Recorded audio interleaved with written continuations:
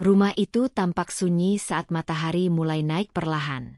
Di ruang tengah, aroma kopi yang baru diseduh mengisi udara, mengalir lembut dari dapur menuju seluruh sudut rumah. Mira, perempuan dengan wajah lembut dan senyum menenangkan, duduk di meja makan dengan laptop terbuka. Jemarinya lincah menari di atas keyboard, menyelesaikan presentasi untuk klien siang nanti. Arfan, suaminya, muncul dari kamar dengan rambut masih sedikit basah. Wajahnya cerah seperti pagi yang tenang. "Sayang, kamu masih kerja pagi-pagi begini?" tanyanya sambil melirik layar laptop Mira. Mira menoleh dan tersenyum. "Hari ini ada pertemuan dengan klien luar negeri jam 11. Aku cuma cek ulang dokumen-dokumennya." Arfan mengangguk. "Kamu hebat, Mir. Tapi jangan terlalu capek. Harusnya kamu udah tinggalin kerjaan-kerjaan itu. Sekarang aku udah bisa cukupin semuanya." Mira hanya tersenyum tipis mendengar kalimat itu. Kalimat yang semakin sering diucapkan Arfan sejak usaha propertinya berkembang pesat. Namun ia tidak pernah benar-benar mempertimbangkan untuk berhenti bekerja. Bagi Mira, bukan tentang uang, ini tentang jati diri. Ia mencintai apa yang ia kerjakan. Pernikahan mereka telah berjalan 7 tahun. Banyak badai kecil yang datang dan pergi, tapi Mira selalu merasa rumah tangganya adalah rumah damai yang ia impikan sejak dulu. Arfan memang bukan lelaki paling romantis di dunia, tapi ia selalu hadir ketika dibutuhkan. Mereka membangun segalanya bersama, dari masa-masa makan mie instan saat awal menikah, hingga kini tinggal di rumah 2 lantai di kawasan elit. Setelah sarapan, Arfan pamit pergi ke kantor. Ia mengecup dahi Mira dan menggenggam tangannya erat. "Doain aku. Semoga hari ini closing proyek besar. Kalau berhasil, mungkin bulan depan kita bisa liburan ke Eropa." Mira tersenyum lebar. "Semoga lancar. Ya, aku bangga sama kamu." Hari-hari seperti ini membuat Mira yakin bahwa cinta mereka masih kuat. Meski ada banyak tekanan dari luar, terutama dari keluarga Arfan yang kadang menuntut ini dan itu, Mira selalu mampu menjaga keharmonisan rumah tangganya. Bahkan ibunya, Bu Lestari, sering mengatakan bahwa Mira dan Arfan adalah contoh pasangan muda yang saling mendukung. Saat waktu menunjukkan pukul 9, Mira beranjak ke kamar untuk bersiap ke kantor. Ia memilih blus putih sederhana dan celana bahan biru dongker, lalu menata rambutnya dengan rapi. Ia menatap cermin dan berkata dalam hati, "Aku wanita kuat, dan aku mencintai hidupku." Di perjalanan menuju kantor, Mira sempat menelepon sahabatnya, Raisa, untuk membahas rencana kerjasama dengan investor luar. Mereka sepakat bertemu di sebuah kafe setelah makan siang. Raisa, yang telah menjadi sahabat Mira sejak masa kuliah, tahu betul semua perjuangan dan luka Mira. Mereka selalu saling mendukung, terutama ketika Mira jatuh dan harus bangkit sendiri saat keguguran tahun ketiga pernikahannya. Sesampainya di kantor, Mira disambut hangat oleh rekan-rekannya. Ia memang bukan tipe bos yang kaku atau terlalu menuntut. Justru sikap profesional sekaligus empatik membuatnya dihormati dan disukai banyak orang. Hari itu, Mira mempresentasikan strategi restrukturisasi keuangan untuk klien besar dari Australia. Setelah sesi selesai, klien itu bahkan memuji langsung presentasinya dan menyatakan minat kerja sama jangka panjang. Mira merasa harinya benar-benar sempurna. Semua berjalan sesuai harapan. Dalam perjalanan pulang, ia sempat mampir ke toko roti favorit Arfan dan membeli cheese roll kesukaannya. Ia ingin merayakan sedikit keberhasilannya hari ini bersama suami tercinta. Sesampainya di rumah, Arfan belum pulang. Mira menyimpan kue di lemari dan bersiap menunggu. Sambil menonton film, ia sempat tertidur di sofa. Sekitar pukul 10 malam, barulah Arfan datang. Wajahnya tampak lelah tapi senyumnya tetap mengembang. "Maaf telat banget. Tadi meeting sama investor Korea molor terus lanjut makan malam," katanya. Mira tak curiga sedikit pun. Ia hanya menyambut Arfan dengan pelukan hangat dan berkata, "Aku ada cheese roll buat kamu di kulkas." Malam itu, mereka makan bersama di dapur seperti biasa. Arfan bercerita tentang ambisinya membangun kompleks hunian baru di pinggir kota dan peluang besar di baliknya. Mira mendengarkan dengan penuh perhatian, sesekali memberi masukan seperti biasa. Tidak ada yang tampak aneh. Tidak ada aroma kebohongan. Arfan masih pria yang sama yang dulu Mira pilih dengan hati. Meski beberapa bulan terakhir ia terlihat lebih ambisius dan agak keras kepala, Mira menganggap itu wajar. Setiap lelaki punya fase ingin berkembang lebih jauh. Ia percaya, jika tetap saling mendukung, semua akan baik-baik saja. Sebelum tidur, Mira menulis jurnal singkat. "Hari ini aku merasa damai. Aku dan Arfan masih satu langkah, satu tujuan. Semoga begini terus." Ia memejamkan mata dengan hati tenang, tak tahu bahwa di luar sana, sebuah badai perlahan mulai tumbuh. Badai yang akan menguji kesetiaan, harga diri, dan kekuatannya sebagai seorang istri. Pagi itu, seperti biasa, Mira bangun lebih awal dari Arfan. Ia menyeduh kopi dan membuka laptop untuk mengecek agenda hari ini. Tak lama kemudian, Arfan keluar dari kamar dengan wajah sumringah, sambil memegang ponsel yang terus berdering sejak tadi. "Pagi sayang," sapanya. "Aku harus ke kantor lebih pagi. Ada urusan sama tim marketing baru. Anak-anak muda sekarang tuh ide-idenya segar banget," katanya sambil tersenyum. Mira mengangguk sambil mengaduk kopinya. "Bagus dong. Kamu butuh tim kreatif buat proyek yang mau kamu garap." Arfan mencium kening Mira lalu bergegas pergi. Mira memperhatikan punggung suaminya yang semakin hari semakin tenggelam dalam ambisi. Tapi ia tak curiga. Ia bangga Arfan punya semangat besar untuk berkembang. Selama ini, mereka memang saling dukung. Mira yakin, rumah tangga yang sehat adalah yang memberi ruang untuk masing-masing tumbuh. Hari itu, Mira cukup sibuk. Di sela-sela rapat dengan tim keuangannya, ia mendapat pesan dari Arfan. Hanya 2 kata, "Nanti malam, siap-siap ya." Mira membalas singkat, "Emang mau kemana?" Balasannya membuat Mira sedikit terkejut. "Ada makan malam kecil di restoran, ulang tahun aku bareng tim kantor. Nanti aku jemput jam 7. Mira hampir lupa. Hari itu memang ulang tahun Arfan, tapi biasanya mereka hanya merayakannya berdua. Ia segera memesan kue dari toko langganannya dan pulang lebih awal untuk bersiap. Pukul 7:15, Arfan sudah tiba di rumah. Mereka naik mobil bersama menuju restoran tempat acara. Restoran itu cukup eksklusif, dengan pencahayaan temaram dan interior mewah. Di salah satu ruangan private, beberapa orang sudah duduk menunggu, tim dari kantor Arfan.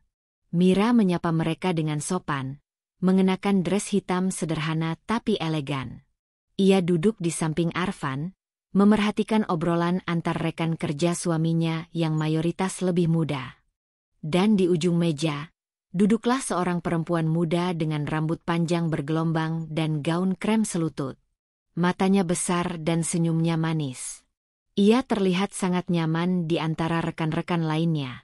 Mira sempat menoleh ke Arfan, yang tampak antusias saat gadis itu berbicara. Kak Mira ya? Sapa si gadis ramah? Saya Nadia, staf baru di marketing. Mas Arfan sering cerita soal Kak Mira." Mira tersenyum sopan, walau dalam hati ada sedikit ketidaknyamanan yang tiba-tiba muncul. "Oh, jadi kamu Nadia. Senang bisa kenalan." Nadia tertawa kecil. "Aku juga senang banget bisa hadir di acara ini. Jarang-jarang bisa makan malam bareng direktur, apalagi sama istrinya juga." Kata-katanya terdengar polos, tapi ada nada yang membuat Mira merasa sedikit terusik. Entah kenapa.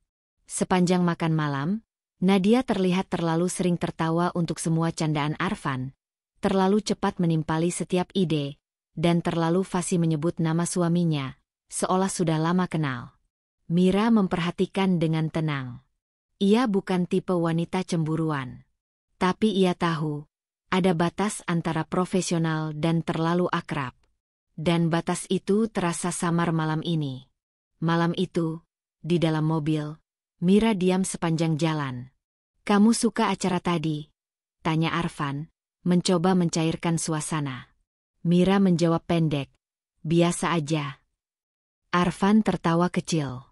"Loh, kamu biasanya suka acara kayak gitu. Kenapa kelihatan dingin?" Mira memutar tubuhnya sedikit ke arah Arfan. "Kamu sering kerja bareng Nadia?" Arfan mengangkat alis. "Hah? Iya, dia anak baru. Tapi pinter, cepat tanggap." "Kenapa?" "Enggak, cuma tanya." Mira menatap keluar jendela. Sesuatu terasa berubah. Tapi ia belum tahu pasti. Beberapa hari berikutnya, nama Nadia mulai sering muncul di pembicaraan Arfan. "Nadia kasih ide bagus buat campaign promosi," ujar Arfan suatu malam. "Dia anaknya cepat belajar, padahal baru juga masuk." Mira hanya mengangguk. Ia mulai mencatat dalam hati. Terlalu sering disebut berarti terlalu dekat. Mira mencoba tidak suuzon. Tapi sebagai wanita yang terbiasa membaca gelagat orang, Mira tahu instingnya jarang salah. Hingga suatu malam, saat Mira sedang di ruang kerja rumah, ponsel Arfan yang tertinggal di meja makan berbunyi. Satu notifikasi muncul dari layar kunci. Pesan WhatsApp dari Nadia. "Mas, makasih ya udah pulangin aku barusan. Mas selalu bikin aku merasa aman. Aku doain semoga cepat bisa lebih dekat lagi. Bukan cuma sebagai rekan kerja." Balon ucapan. Mira terdiam. Ia tidak membuka ponselnya. "Tak perlu." Kata-kata itu cukup jelas. Nafasnya tertahan, dadanya panas, tapi ia tetap tenang. Ia menutup laptopnya perlahan dan berjalan menuju kamar. Malam itu, untuk pertama kalinya sejak menikah, Mira tidur membelakangi Arfan. Keesokan harinya, ia tidak membicarakan pesan itu. Tidak menangis. Tidak menjerit. Ia hanya menatap wajah Arfan lama-lama saat sarapan, seolah berusaha mengenali ulang pria di depannya. Hatinya berkata, badai kecil ini akan tumbuh. Tapi ia tak akan lari. Ia hanya berbisik dalam hati. Kalau kamu memang ingin bermain api, pastikan kamu siap terbakar lebih dulu. Pagi itu, Mira bangun lebih awal dari biasanya. Tapi bukan karena ada pekerjaan mendesak. Ia terbangun oleh rasa gelisah yang tak bisa diusir bahkan oleh tidur yang lelap. Pesan dari Nadia malam sebelumnya masih berputar di pikirannya. Kalimat itu bukan kalimat profesional.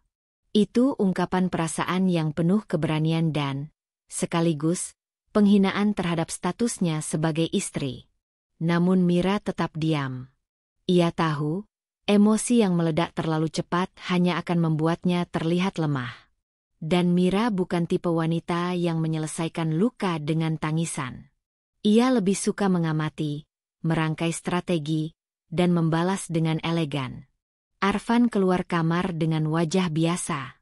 Tak ada rasa bersalah, tak ada penyesalan. Ia bahkan sempat bercanda kecil soal presentasi Nadia yang katanya membuat investor Jepang bertepuk tangan.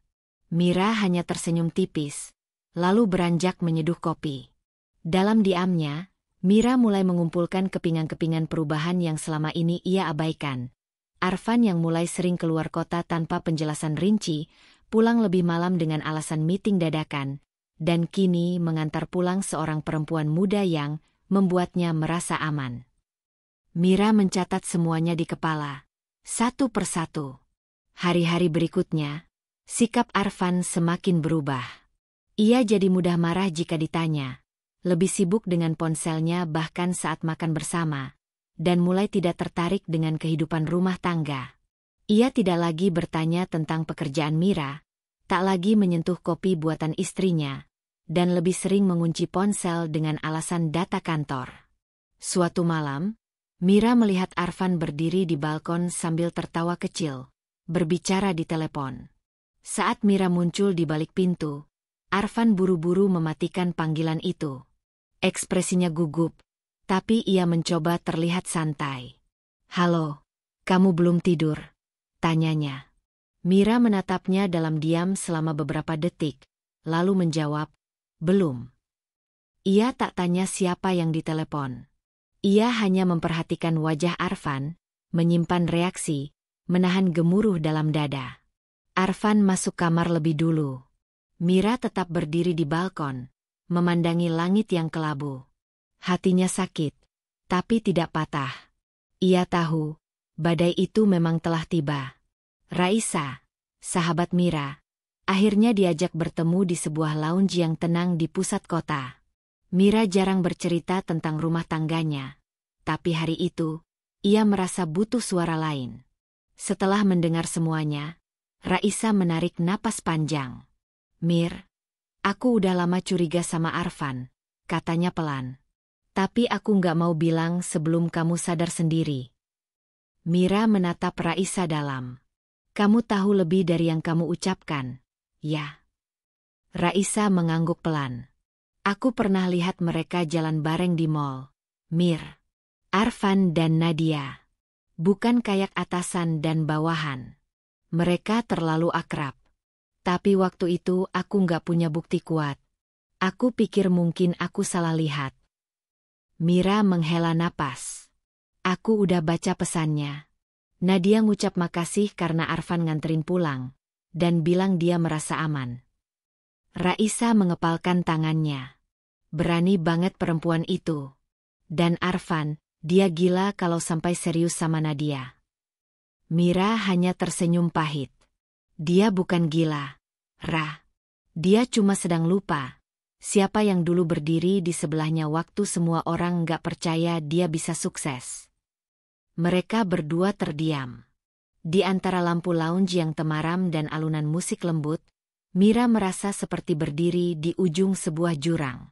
Tapi alih-alih jatuh, ia merasa dirinya mulai menumbuhkan sayap.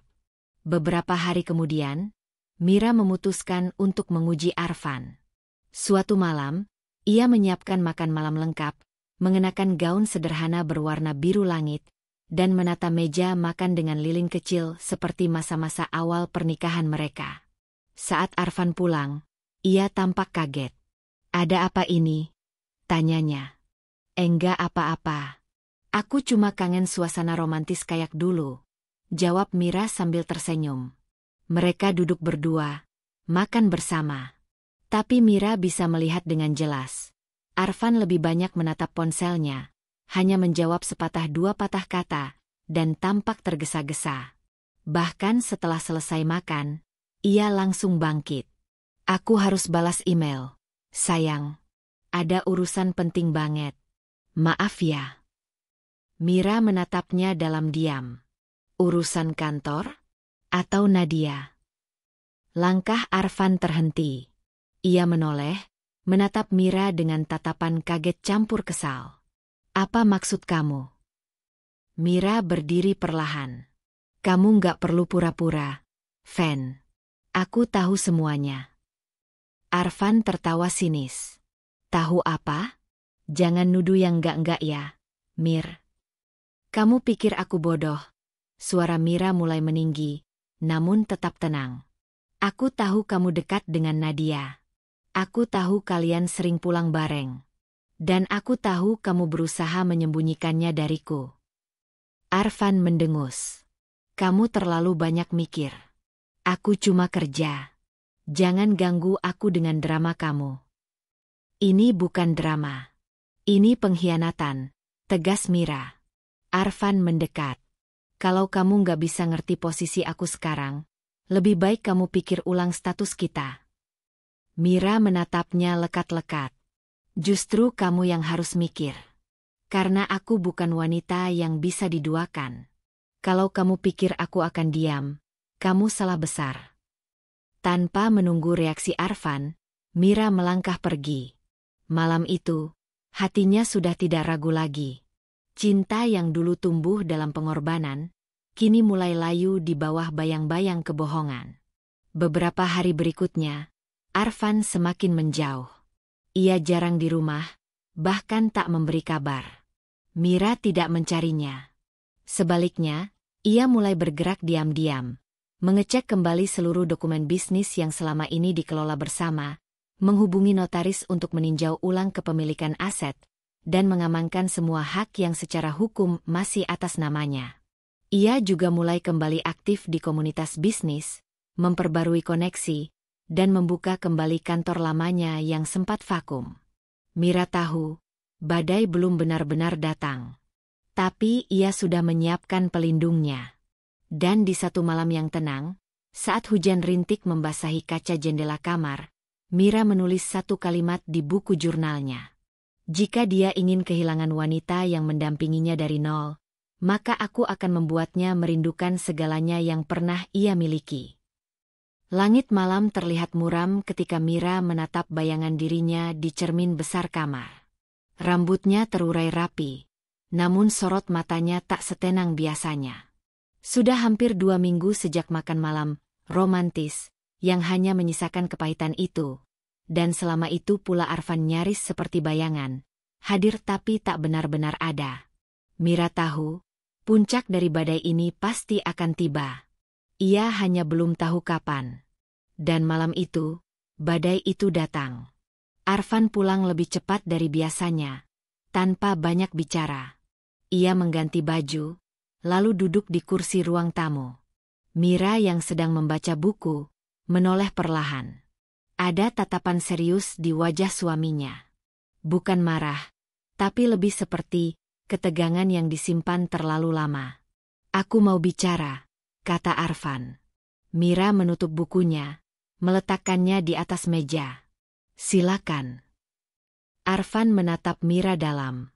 Wajahnya tegang, namun ada ketenangan dingin yang sangat tidak biasa. Ia menarik napas panjang, lalu mengucapkan satu kalimat yang memecah seluruh kesunyian. Aku ingin menikah lagi. Aku mencintai Nadia. Dunia seakan berhenti berputar. Untuk sesaat, Mira merasa telinganya berdesing. Tapi tubuhnya tetap diam. Wajahnya tidak bergerak. Ia hanya menatap Arfan, lurus dan dalam. Ulangi, ucap Mira datar. Aku ingin menikah lagi. Aku ingin poligami, ulang Arfan. Kali ini lebih tenang, seolah sudah mempersiapkan pidato ini sejak lama. Mira tertawa. Bukan karena lucu, tapi karena tak percaya. Jadi, setelah semua yang kita bangun, semua yang aku korbankan, kamu datang padaku bukan minta maaf, tapi minta izin untuk menikahi perempuan yang kamu sembunyikan dariku. Arfan terlihat sedikit gelisah, tapi tetap pada pendiriannya. Aku nggak sembunyikan. Aku cuma belum waktunya bilang. Aku masih sayang kamu, Mir. Tapi aku juga cinta Nadia. Aku yakin kita bisa jalani ini baik-baik. Poligami bukan mainan. Suara Mira mulai dingin. Kamu pikir aku akan duduk manis, melihat kamu membagi cinta dengan perempuan yang kau gendong di belakang punggungku? Aku udah siap menafkahi kalian berdua. Aku serius. Aku nggak main-main. Mira bangkit dari duduknya. Wajahnya masih tenang, tapi sorot matanya berubah tajam. Dengar baik-baik, Arfan. Aku bukan wanita yang kamu temui di jalan lalu, bisa kau bagi cintanya semaumu. Aku adalah istrimu, yang dulu kerja keras bersamamu dari nol. Aku yang bantu kamu bangkit dari kegagalan pertama bisnismu. Aku yang jaga rumah ini saat kamu sibuk membangun mimpi. Dan sekarang, kamu ingin aku terima kenyataan bahwa aku harus berbagi semuanya dengan gadis yang bahkan tak tahu rasanya hidup susah. Arfan mulai kehilangan kendali. Kenapa kamu egois? Ini bukan berarti aku ninggalin kamu. Aku cuma ingin adil. Adil, potong Mira. Adil dimulai dari jujur. Kalau kau memang adil, kau tak akan selingkuh. Kau tak akan berbohong. Kau tak akan memperlakukan aku seperti batu pijakan untuk naik, lalu kau tinggalkan. Arfan berdiri. Kalau kamu nggak bisa nerima, mungkin kita harus pisah. Kalimat itu menggantung di udara seperti petir yang tak terdengar. Tapi Mira tak gentar. Ia menatap Arfan dengan mata yang tak bergetar sedikitpun. Pisah, gumam Mira. Akhirnya kamu tunjukkan juga niat aslimu. Baik. Kalau itu yang kamu mau, aku akan lebih dulu mewujudkannya. Arfan kaget. Apa maksudmu? Mira menatapnya tajam. Aku yang akan menceraikanmu. Kau tak perlu repot-repot ancam aku. Aku tidak takut kehilanganmu. Karena yang lebih berharga sudah lama hilang darimu. Kesetiaan dan hormat. Arfan tampak terkejut. Ia pikir Mira akan menangis, memohon, atau paling tidak membujuknya untuk bertahan. Tapi tidak. Mira berdiri dengan kepala tegak, seolah ia baru saja memenangkan sesuatu yang selama ini dirampas darinya, kendali. Malam itu, Mira duduk di kamar kerjanya. Ia membuka map coklat yang sudah lama tersimpan di laci bawah. Di dalamnya, semua dokumen bisnis dan bukti kepemilikan saham perusahaan Arfan tersusun rapi. Selama ini, Mira diam. Ia tak mau memamerkan kuasanya. Tapi sekarang, permainan sudah berubah.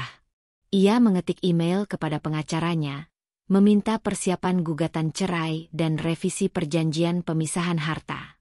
Tidak ada lagi alasan untuk mempertahankan hubungan yang hanya tinggal nama. Esok harinya, Mira menemui ibunya, Bu Lestari. Di antara seduhan teh hangat dan udara pagi yang segar, Mira menceritakan semuanya. Bu Lestari tak kaget. Ia hanya menggenggam tangan putrinya dengan erat. Nak, kamu udah terlalu baik. Tapi kadang, terlalu baik itu menyiksa diri sendiri.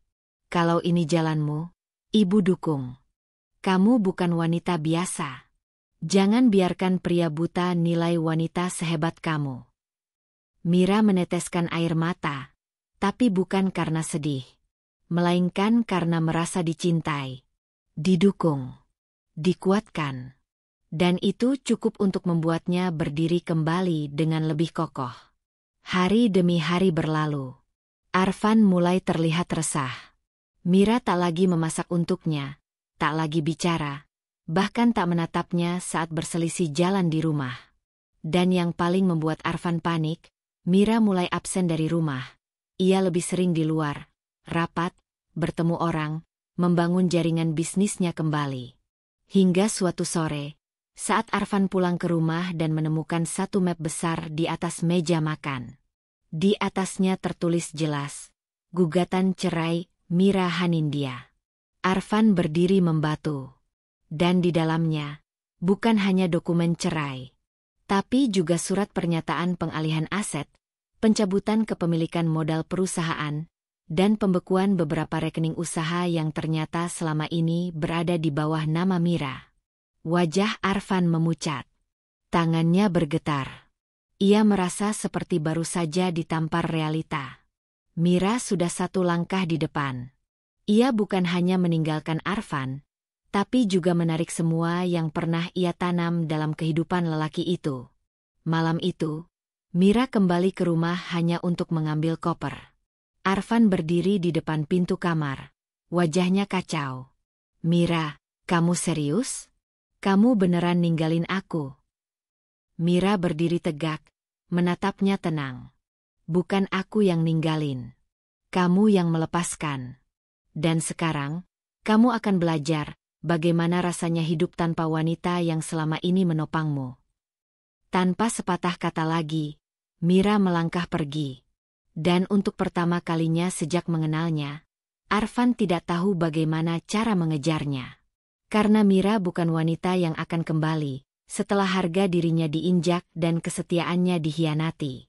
Mira duduk di pojok kamar, menatap kosong ke dinding yang dipenuhi bingkai foto kenangan pernikahannya bersama Arfan. Hatinya remuk, tapi air matanya sudah habis. Semua pertengkaran beberapa hari terakhir terus terngiang di telinganya, terlebih ucapan Arfan malam itu. Aku serius, Mir. Kalau kamu terus begini, aku akan ceraikan kamu. ucap Arfan dengan nada tinggi. Matanya tajam menatap Mira seolah wanita yang telah menemaninya selama lebih dari 10 tahun ini hanyalah penghalang keinginannya. Mira masih berusaha tenang. Ia tidak menangis, tidak juga meratap. Dia hanya menarik napas panjang dan berkata pelan, "Kalau kamu sudah yakin, kita akhiri saja." Kalimat itu seperti bom yang meledak dalam dada Arfan. Dia mengira Mira akan berlutut, menangis, dan memohon padanya untuk tidak pergi. Dia pikir Mira akan panik. Tapi justru ketenangan Mira membuat egonya terusik. Dia menggebrak meja dan membanting gelas kopi yang belum sempat disentuh. "Kamu pikir aku nggak bisa hidup tanpa kamu? Kamu pikir kamu siapa?" bentaknya. "Aku istri kamu," jawab Mira tenang. "Tapi kalau posisiku sebagai istri hanya untuk disakiti dan disuruh berbagi hati, aku mundur. Aku lebih baik sendiri daripada harus hidup tanpa harga diri." Arfan keluar dari kamar dengan langkah memburu. Pintu dibanting keras hingga membuat figura foto mereka jatuh dan pecah. Mira memungut pecahan kaca itu dengan hati-hati, lalu memungut foto mereka berdua saat menikah. Ia menatapnya lama, sebelum akhirnya merobek foto itu perlahan. Bukan karena benci, tapi karena ia sadar, yang ada di foto itu sudah mati. Arfan yang dulu tak lagi ada. Keesokan harinya, suasana rumah dingin dan senyap. Arfan memilih menginap di luar. Mira tak lagi peduli. Ia tidak ingin memperjuangkan pria yang menjadikan wanita sebagai proyek ambisi. Di meja makan, Mira menyiapkan sarapan seperti biasa. Telur dadar, nasi goreng, dan segelas jus jeruk. Tapi tak ada lagi senyum saat menyajikan. Semua dilakukan hanya karena ia masih tinggal di rumah itu secara hukum. Dan karena ia ingin menyelesaikan semuanya dengan kepala tegak. Tak butuh waktu lama, Mira mengambil langkah besar. Ia mendatangi kantor pengacara yang dulu pernah ia bantu saat kuliah, Bu Ratna, seorang perempuan tangguh dan ahli hukum keluarga yang sudah seperti ibunya sendiri. "Bu, saya ingin menggugat cerai," ucap Mira mantap. Bu Ratna sempat terdiam beberapa detik, lalu menatap Mira dengan penuh iba. "Kamu yakin, Nak? Tidak ada jalan lain?" "Saya sudah mencobanya, Bu, berkali-kali. Tapi sekarang saya sadar, kalau saya terus bertahan, saya hanya akan kehilangan diri saya sendiri." Bu Ratna mengangguk pelan. "Baiklah, kalau kamu sudah yakin, Ibu akan bantu. Tapi kamu harus siap. Perjalanan ini tidak akan mudah." Mira hanya tersenyum kecil. "Saya sudah lama mempersiapkan semuanya." Saat kembali ke rumah malam itu, Mira membuka laci kecil di ruang kerja pribadinya. Ia mengeluarkan berkas-berkas penting, dokumen aset, rekening bersama, dan seluruh bukti keterlibatannya dalam bisnis Arfan. Meski selama ini dia tidak banyak tampil, seluruh sistem manajemen dan pengawasan keuangan di perusahaan Arfan, Miralah otaknya. Ia sudah menyusun rencana. Gugatan cerai bukan akhir, melainkan awal dari kemerdekaannya. Ia tak akan diam saja setelah dicampakkan dan diancam. Bila Arfan pikir dirinya bisa memperlakukan Mira seenaknya lalu hidup tenang bersama wanita lain, maka ia akan tunjukkan siapa sebenarnya yang selama ini membuat Arfan bisa berdiri. Malam itu, Mira menuliskan satu surat pendek. Ia simpan dalam buku nikah mereka yang sudah kusam. "Terima kasih atas pelajaran berharganya.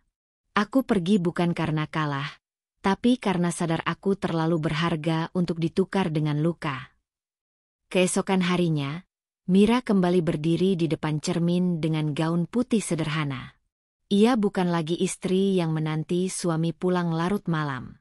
Ia kini adalah Mira yang telah bangkit. Dengan kepala tegak, ia melangkah keluar rumah dan menuju pengadilan agama. Malam itu rumah terasa sangat hening. Tidak ada lagi kehangatan seperti dulu. Arfan duduk di ruang tamu dengan wajah masam, sementara Mira berdiri di depan kaca besar kamarnya, memandangi refleksi dirinya yang tampak jauh lebih tenang dari hatinya sendiri. Satu keputusan sudah ia ambil. Ia tidak akan mempertahankan rumah tangga ini jika hanya akan dijadikan ajang pembuktian ego dan keserakahan. Pagi harinya, dengan mengenakan blazer biru tua dan sepatu pantofel hitam yang rapi, Mira mendatangi pengadilan agama ditemani pengacaranya. Tidak banyak yang dia katakan saat duduk di ruang konsultasi, hanya satu kalimat tegas yang membuat sang pengacara mengangguk. Saya ingin mengajukan gugatan cerai. Segera. Pengacara itu tahu, dari ekspresi mata Mira, bahwa ini bukan keputusan emosional, melainkan sebuah langkah logis dari seorang perempuan yang sudah terlalu lama meredam luka dalam diam. Sementara itu, Arfan yang sedang duduk di sebuah kafe elit bersama Nadia menerima pesan singkat dari kuasa hukum yang mengabarkan bahwa Mira telah resmi mengajukan gugatan cerai. Ia tertawa, menepuk meja, lalu menatap Nadia dengan bangga. Akhirnya dia nyerah juga. Ku tebak, sekarang dia menyesal. Ucapnya pongah. Nadia hanya tersenyum kecil, pura-pura bahagia. Padahal dalam hatinya ia tak nyaman. Ia tahu, selama ini Arfan terlalu mengandalkan Mira untuk banyak hal, terutama urusan bisnis. Namun yang tak mereka tahu, Mira bukan sekadar menggugat cerai. Ia sudah menyiapkan segalanya. Beberapa minggu sebelum gugatan, Mira sudah diam-diam berkonsultasi dengan tim keuangannya. Ia memindahkan saham-saham besar yang atas namanya di perusahaan milik Arfan ke akun investasi pribadinya. Ia memutus akses Arfan terhadap aset-aset yang selama ini digunakan bersama. Satu persatu, rekening bersama dibekukan. Properti yang masih atas nama Mira dipindah tangankan dengan rapi ke perusahaan holding baru miliknya yang dikelola oleh sahabat lamanya, Raisa. Bahkan Mira diam-diam telah membekukan pengajuan pinjaman yang selama ini digunakan Arfan untuk ekspansi bisnisnya. Mira bukan hanya menggugat cerai sebagai istri yang disakiti. Ia menggugat cerai sebagai investor utama yang memutus kontrak karena diremehkan. Di rumah, Arfan mulai menyadari perubahan. Ia tak lagi bisa mengakses akun bisnisnya. Salah satu klien besar membatalkan kerjasama karena mendengar kabar internal perusahaan yang tidak stabil. Ia mulai kesulitan membayar vendor. Dalam rapat, wajahnya mulai menunjukkan kepanikan, namun egonya menolak untuk bertanya pada Mira. Sementara itu, di apartemen baru yang mewah di kawasan elit ibu kota, Mira duduk santai di ruang kerja pribadinya. Laptopnya menyala menampilkan grafik peningkatan valuasi perusahaan konsultan investasi digital yang baru saja ia dirikan. Ia tidak lagi melihat ke belakang. Bersama Raisa, ia menyusun ulang semua portofolio bisnisnya. Fokusnya sekarang bukan sekadar mempertahankan, tapi menguasai lebih banyak ruang di pasar digital. Bagaimana dengan rumah lama dan properti atas nama Arfan? Tanya Raisa. Aku akan biarkan saja untuk sekarang. Biar dia merasa masih punya. Tapi semua sedang dalam proses akuisisi melalui entitas lain. Jawab Mira sambil tersenyum datar. Bukan Mira namanya kalau bertindak dengan gegabah.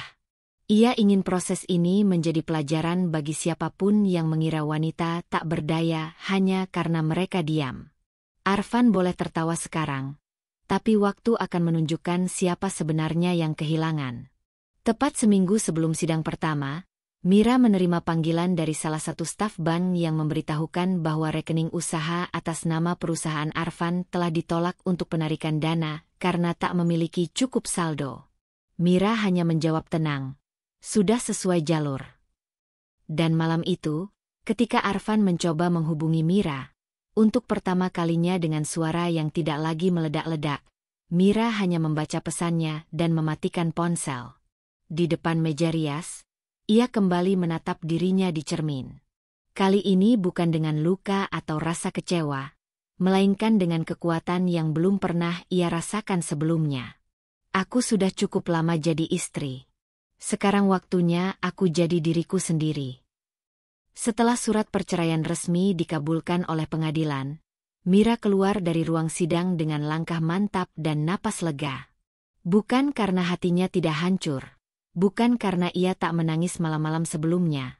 Tapi karena hari itu adalah tanda dimulainya kehidupan baru. Ia tidak lagi diikat oleh cinta semu dan hubungan yang hanya memberinya luka. Kini, ia adalah perempuan bebas. Bebas dari pengkhianatan. Bebas dari tekanan batin. Dan yang paling penting, bebas menjadi dirinya sendiri. Mira memutuskan untuk tidak kembali ke rumah lamanya.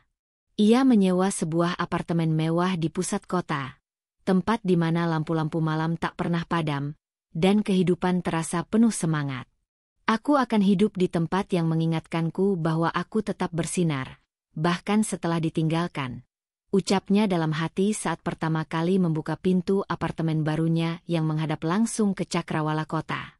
Hari-hari awal sendirinya tidak mudah. Kadang, saat malam sudah larut dan suara tawa dari apartemen sebelah menyusup ke telinganya, Mira terdiam menatap langit-langit, bertanya-tanya apakah ini jalan yang tepat. Namun setiap kali rasa ragu itu datang, ia mengingat satu hal. Arfan pernah berkata bahwa hidup Mira akan kosong tanpanya. Dan ia bertekad membuktikan bahwa itu salah besar. Dengan tekad baja, Mira mulai menyusun kembali masa depannya. Ia bukan perempuan biasa.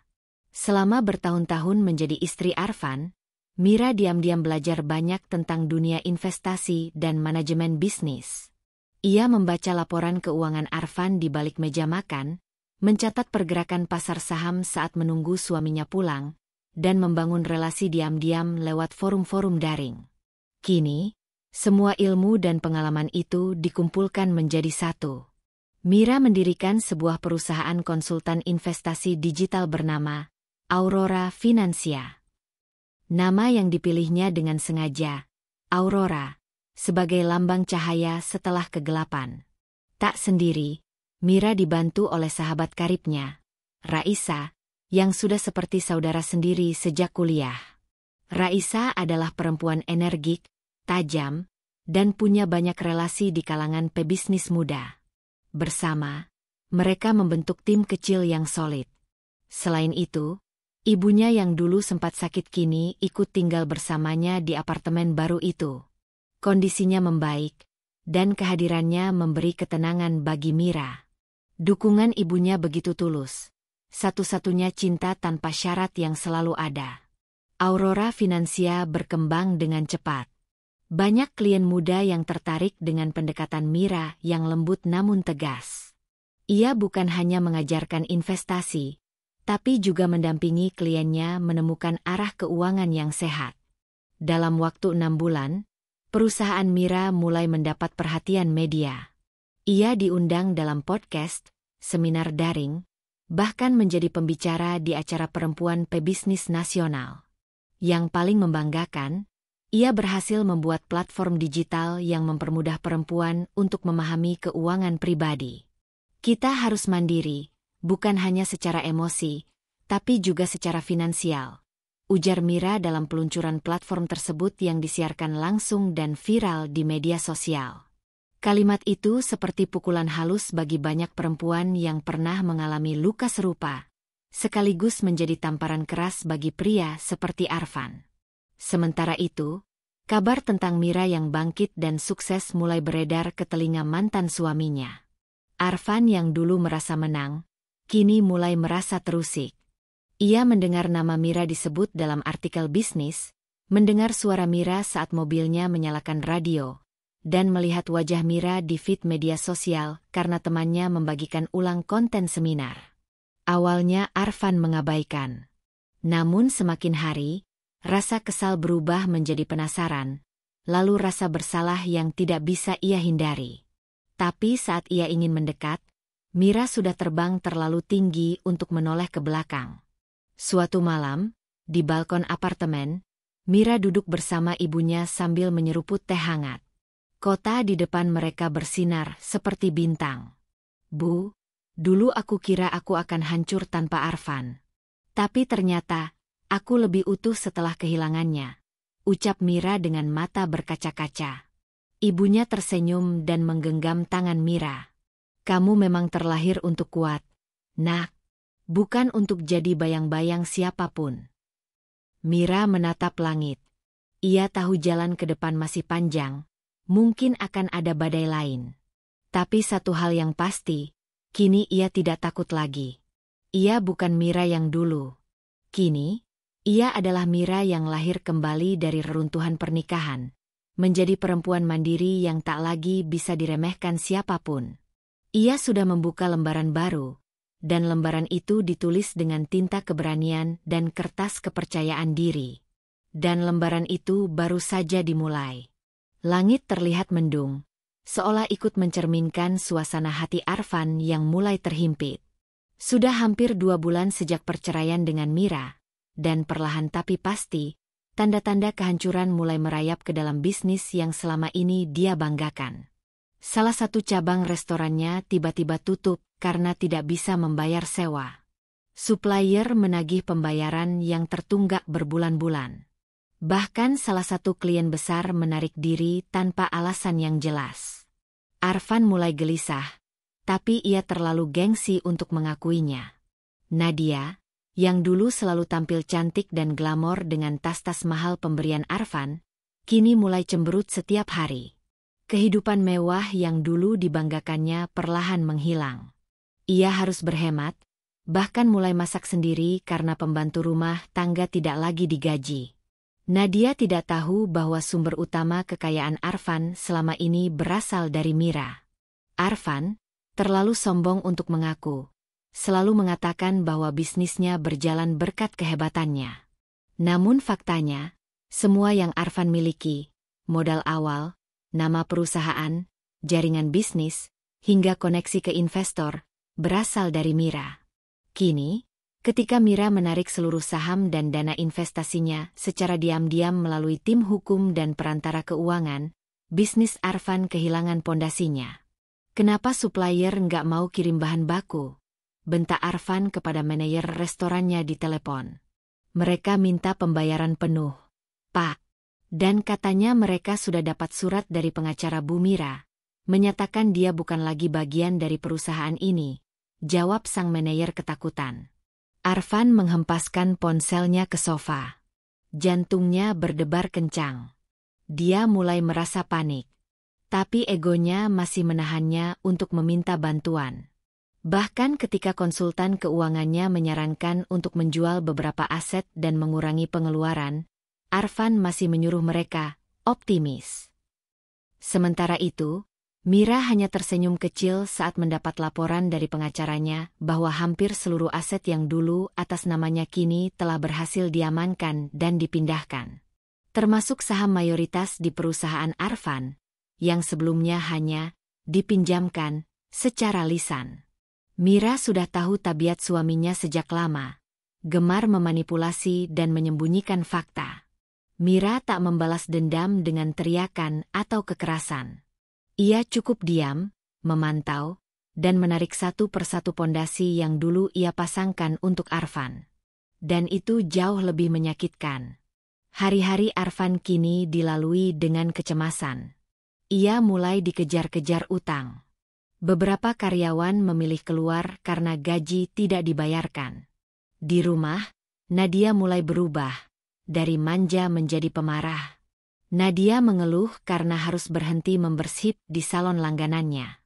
Bahkan saat Arfan menunda pembelian tas baru, Nadia marah besar. Ngapain aku nikah sama kamu kalau ujung-ujungnya hidup susah begini juga? Dulu kamu bilang kamu pebisnis sukses, bentak Nadia, membanting pintu kamar. Arfan terdiam.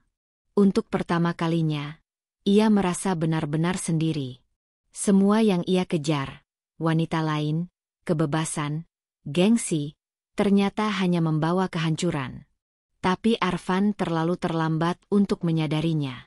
Suatu malam, ia duduk sendirian di ruang kerjanya, menatap layar laptop yang menampilkan laporan keuangan minus ratusan juta rupiah. Angka-angka itu terasa seperti cambuk yang menyiksa harga dirinya. Ia menyandarkan kepala di meja, mencoba menahan air mata yang mulai menggenang. Di sisi lain, Mira menghabiskan malamnya di sebuah rooftop cafe, berbincang hangat dengan klien barunya. Ia tak pernah menoleh ke belakang. Baginya, masa lalu adalah pelajaran, bukan beban. Senyum Mira tak pernah semanis ini sejak lama. Sebuah senyum kemenangan yang tenang, elegan, dan dingin. Kabar tentang kebangkrutan bisnis Arfan menyebar cepat di komunitas bisnis. Orang-orang mulai menjauhinya. Beberapa mitra bisnis lama bahkan membatalkan kerjasama karena reputasinya anjlok. Yang lebih menyakitkan, mereka kini justru mendekati Mira, yang tengah naik daun sebagai konsultan investasi perempuan pertama yang berhasil menggandeng beberapa perusahaan multinasional. Dan Nadia? Ia mulai tak tahan hidup dalam tekanan. Bukan hanya karena hidup mereka kini sederhana, tapi karena Arfan mulai menyalahkannya atas semuanya. Pertengkaran demi pertengkaran mewarnai rumah tangga mereka yang baru seumur jagung. Hingga suatu pagi, Nadia menghilang. Tak ada pesan. Tak ada perpisahan. Hanya koper kosong yang raib dan kunci rumah yang diletakkan di atas meja makan. Arfan berteriak di ruang tamu. Marah bukan main. Tapi tidak ada yang menjawab. Ia hanya sendiri. Benar-benar sendiri. Ditinggalkan oleh dua wanita. Satu karena tidak tahu diri. Satu lagi karena terlalu baik untuk dirinya. Malam itu, Arfan menatap langit-langit kamar yang sepi. Ia mencoba tidur. Tapi bayangan wajah Mira selalu muncul. Wajah wanita yang pernah ia remehkan. Yang ia tinggalkan karena dianggap tidak menarik, tidak mengikuti kemauannya. Ia tidak tahu bahwa keputusan Mira untuk menolak poligami adalah awal dari akhir kehidupannya. Kini, Arfan hanya bisa menatap reruntuhan hidupnya yang dulu ia banggakan. Tanpa Mira, ia bukan siapa-siapa. Dan itu baru awal kehancuran. Arfan duduk di ruang tamu rumah mewahnya yang kini terasa seperti gua kosong. Tumpukan surat tagihan menggunung di meja. Telepon tak berhenti berdering. Bank, supplier, investor, semua menagih janji yang dulu dengan mudah ia lontarkan saat Mira masih ada di sisinya. Kini, semua itu hanyalah beban yang menggerogoti setiap jengkal kewarasannya.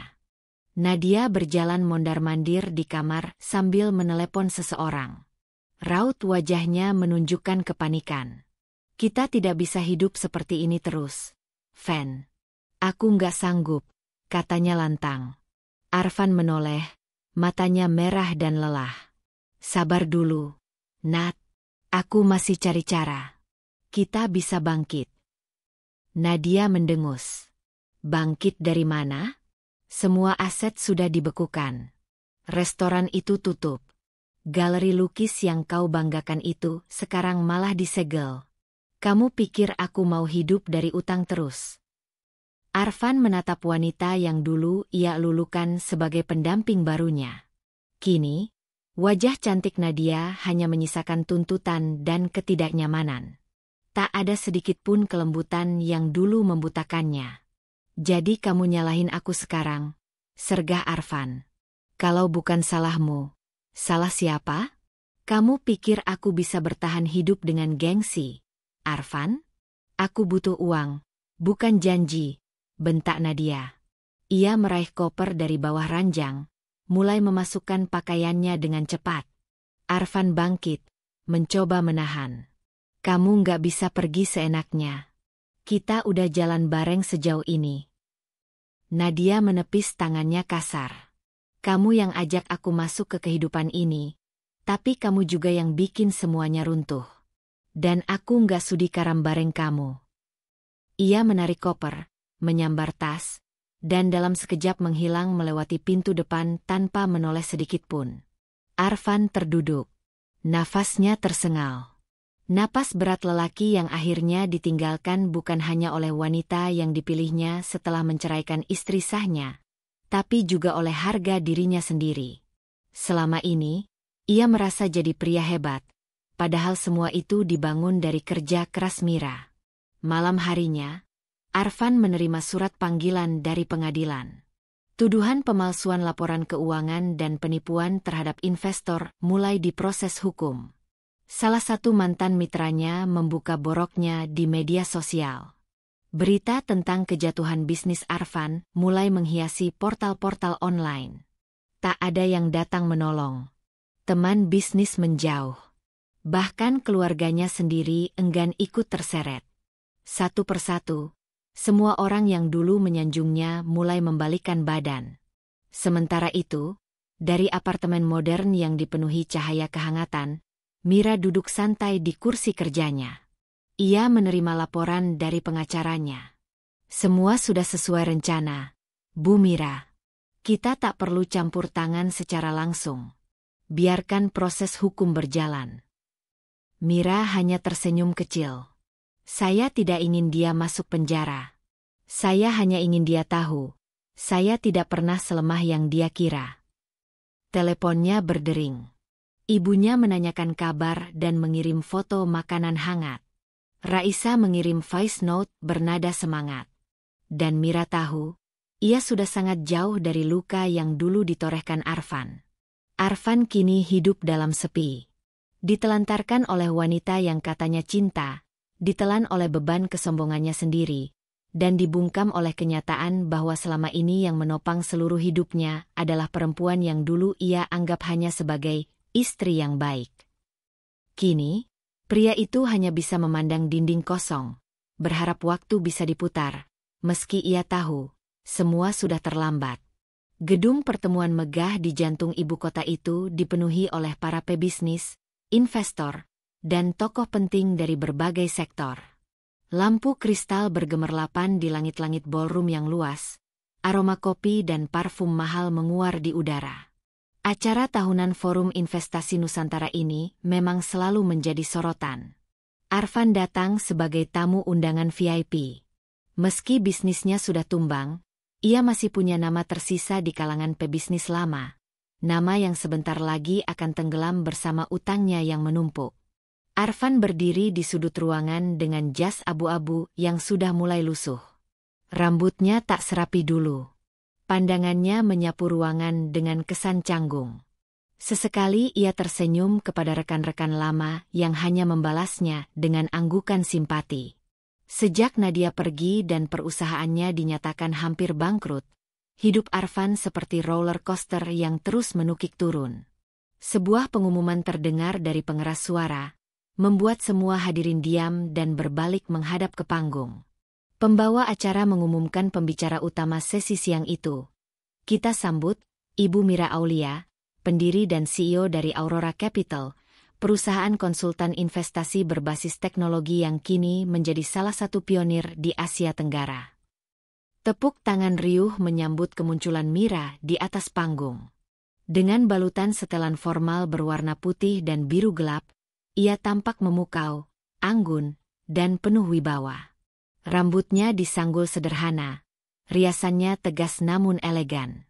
Sorotan lampu panggung menyorot wajahnya yang tenang namun tegas. Arfan membeku. Matanya tak bisa lepas dari sosok mantan istrinya yang kini berdiri megah di hadapan ratusan tokoh penting. Untuk sesaat, napasnya tercekat. Ia merasa seperti ditampar kenyataan. Mira, yang dulu ia hina, ia rendahkan karena menolak poligami, kini menjadi pusat perhatian. Wanita yang pernah ia anggap lemah, kini berdiri jauh lebih tinggi dari yang pernah ia impikan untuk dirinya sendiri. Mira membuka pidatonya dengan tenang, menyampaikan bagaimana transformasi digital dan pemberdayaan perempuan bisa menciptakan dampak luar biasa dalam pertumbuhan ekonomi. Ia tidak menyebut masa lalunya, namun setiap kata yang ia ucapkan terasa seperti peluru bagi Arfan. Seringkali perempuan dianggap sebagai penghambat dalam dunia bisnis. Padahal, banyak dari mereka yang diam-diam menjadi tulang punggung, penyelamat, bahkan arsitek utama di balik kejayaan banyak perusahaan. Ucap Mira, suaranya mantap. Tepuk tangan kembali menggema. Arfan merasa seperti dunia mengecil. Semua orang menatap Mira dengan hormat, bahkan ada yang berdiri dan memberi tepuk tangan berdiri. Arfan duduk di bangku pojok dengan kepala tertunduk. Jari-jarinya mengepal, tapi bukan karena marah, melainkan karena malu. Selesai acara, Mira turun dari panggung dan disambut oleh banyak peserta forum yang ingin bersalaman atau mengajak berkenalan. Arfan berjalan mendekat, ragu-ragu. Dia seperti bocah kecil yang takut dimarahi ibu guru. Beberapa orang melihatnya, ada yang membisikkan nama Arfan sambil mencibir. Reputasinya kini tak lebih dari bayangan kelam yang menempel di punggungnya. Mira. Panggil Arfan lirih. Mira menoleh. Tatapan mereka bertemu. Sesaat, waktu seolah berhenti. Mira mengangguk singkat, tersenyum sekilas. Senyum yang tidak hangat, tapi juga tidak sinis. Senyum netral, seperti ekspresi kepada seseorang yang tidak lagi penting. Selamat, kamu luar biasa, ucap Arfan dengan suara serak. Terima kasih, jawab Mira singkat, lalu kembali melangkah, meninggalkan Arfan yang berdiri mematung. Di belakang punggung Mira, Arfan melihat sesuatu yang tak pernah ia bayangkan sebelumnya. Kebesaran hati seorang wanita yang telah ia remehkan, dan kekuatan yang lahir dari luka yang pernah ia buat sendiri. Hari itu, Arfan benar-benar sadar. Mira bukan lagi bagian dari masa lalunya. Mira sudah berlari jauh ke depan. Sementara dirinya masih berkutat dalam kehancuran yang ia ciptakan sendiri. Dan untuk pertama kalinya, Arfan menyesal. Tapi ia juga tahu, penyesalan itu datang terlalu terlambat. Cahaya sore menyelinap dari jendela kaca gedung tinggi tempat acara forum bisnis itu diadakan. Aula sudah mulai lengang. Para tamu penting mulai meninggalkan ruangan, namun Mira tetap berdiri di panggung, berbicara dengan beberapa rekan bisnis yang mengaguminya. Aura ketenangan dan wibawa terpancar dari sikap dan sorot matanya. Ia tampil sederhana namun elegan dalam balutan blazer hitam dan rok pensil navy. Senyum tipis tak pernah lepas dari wajahnya.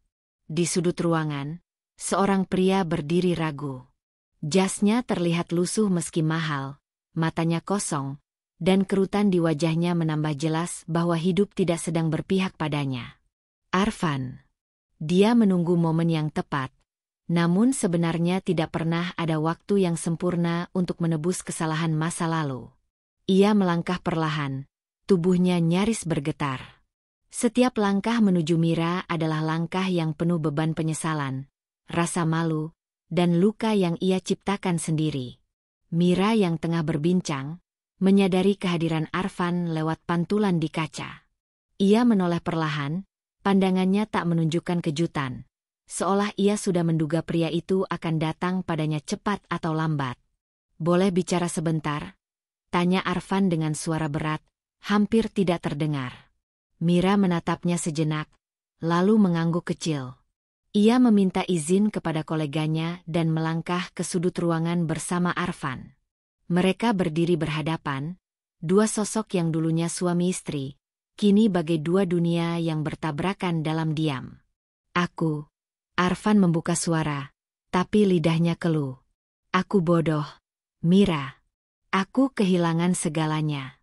Bukan cuma bisnis, bukan cuma reputasi, tapi kehilangan kamu adalah hal paling menyakitkan yang baru kusadari sekarang."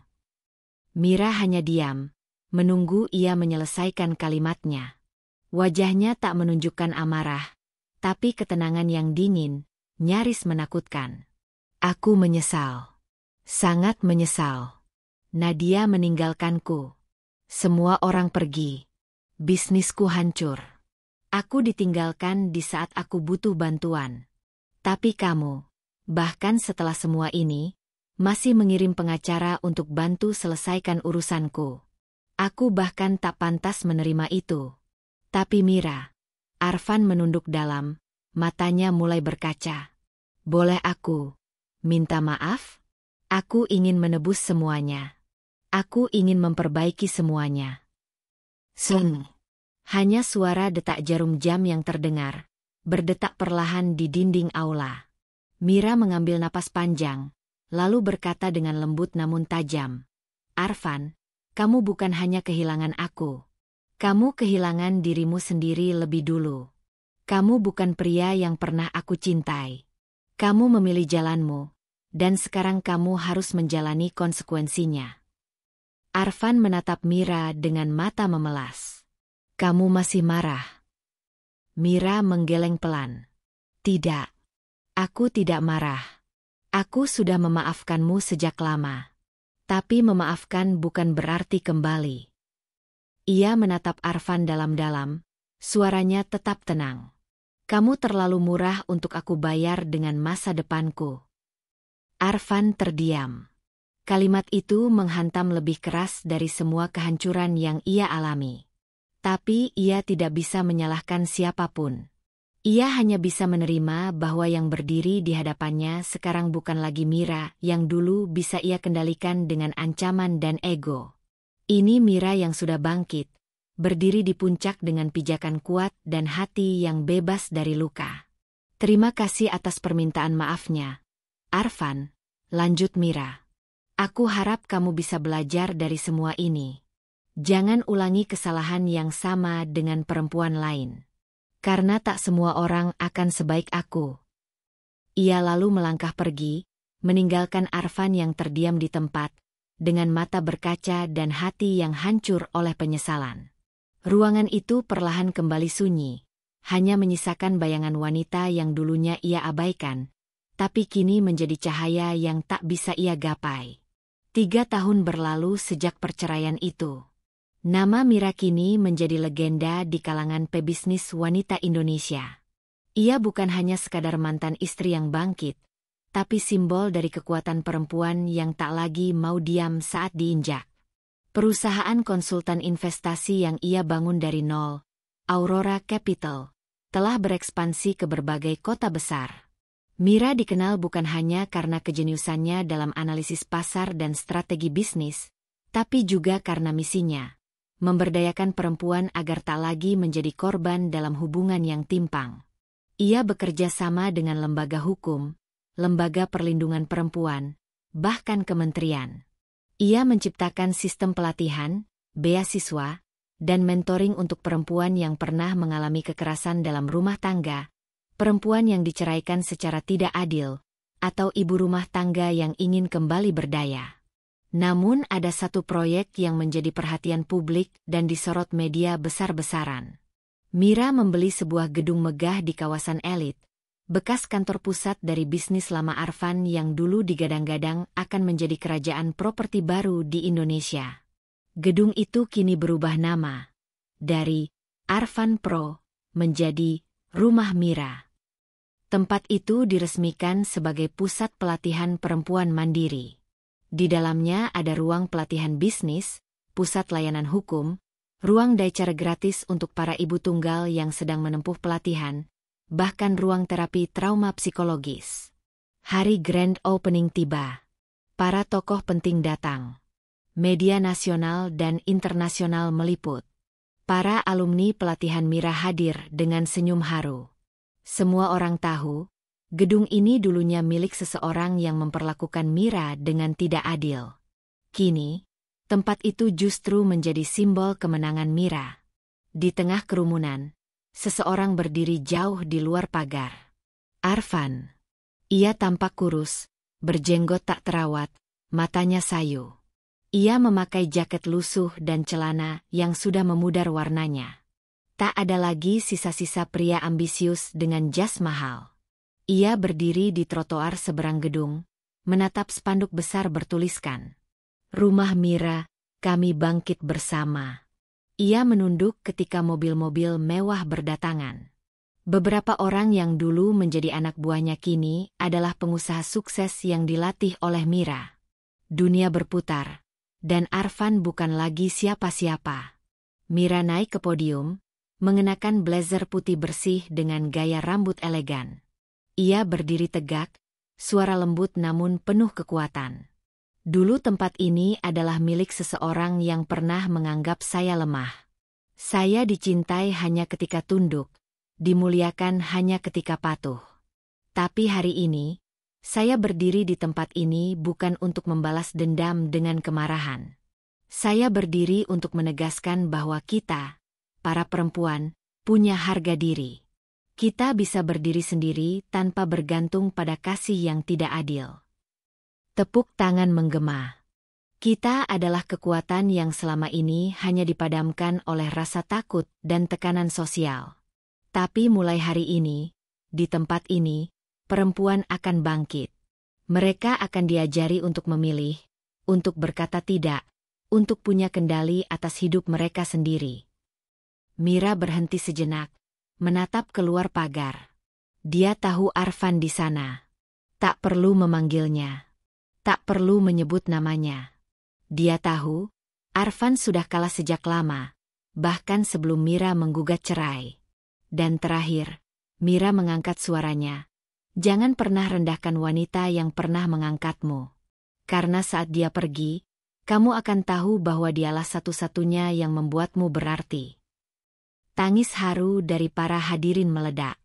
Acara pun ditutup.